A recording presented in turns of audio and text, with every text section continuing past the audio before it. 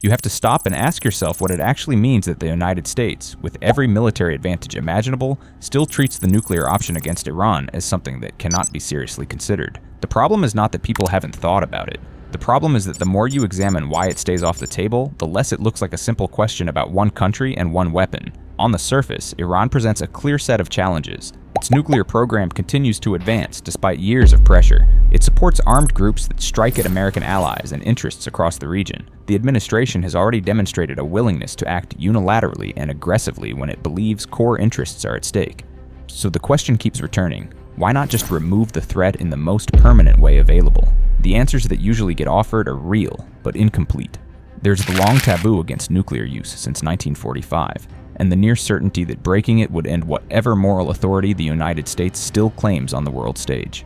There would be hundreds of thousands of immediate deaths, radiation that would linger for generations, and refugee movements that would overwhelm every neighboring country. Almost every government on Earth would treat the act as a war crime, and the ones that did not would have every reason to speed up their own nuclear efforts. Russia and China both maintain significant interests in Iran remaining a functional state.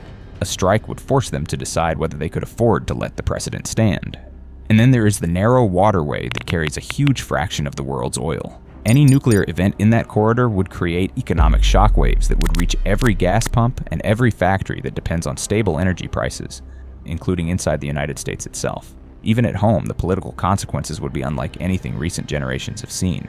Those costs are enormous, but they still do not explain the full picture, because the United States has accepted enormous costs in other contexts when it believed the long-term gain was worth it. What makes the nuclear option different is that it would not just damage Iran, it would damage the entire operating system the United States has used to remain the central power without having to fight constant wars against other great powers. The network of alliances, the dollar's role in trade, the ability to coordinate sanctions across dozens of economies, the technology platforms that shape global information flows, all of it depends on other countries. Believing that the strongest player still sees value in keeping certain weapons and certain levels of destruction in reserve.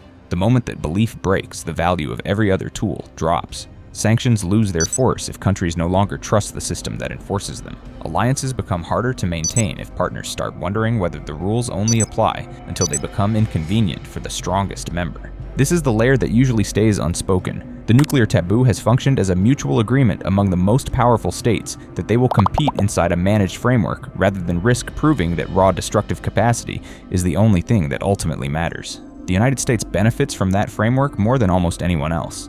It can apply pressure through financial systems, through cyber capabilities, through targeted operations, through intelligence relationships that let partners act without the United States having to put its own forces in harm's way.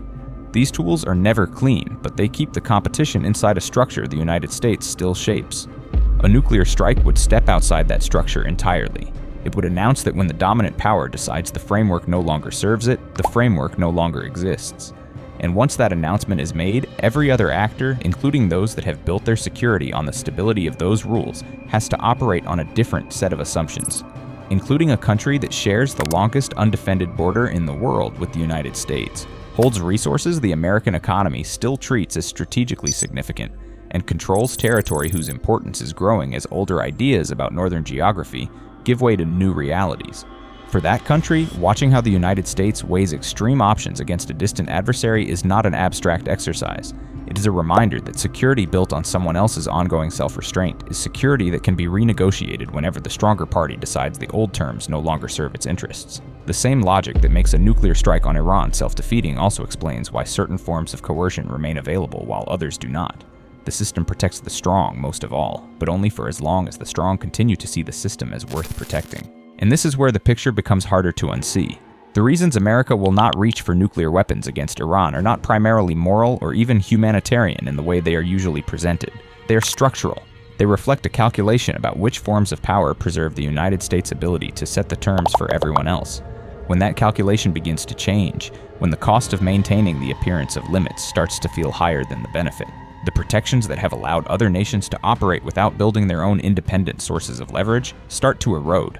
Not all at once, not dramatically, but steadily enough that the old map of who is safe and who is exposed stops describing the actual terrain. That is the realization that sits underneath the entire discussion. The nuclear question is never really only about the bomb. It is about whether the strongest power still believes it gains more from managing the system than from demonstrating that it can destroy the system whenever it chooses. And the countries that have arranged their security around the first belief are the ones that will feel the consequences most directly when the second belief starts to look more attractive.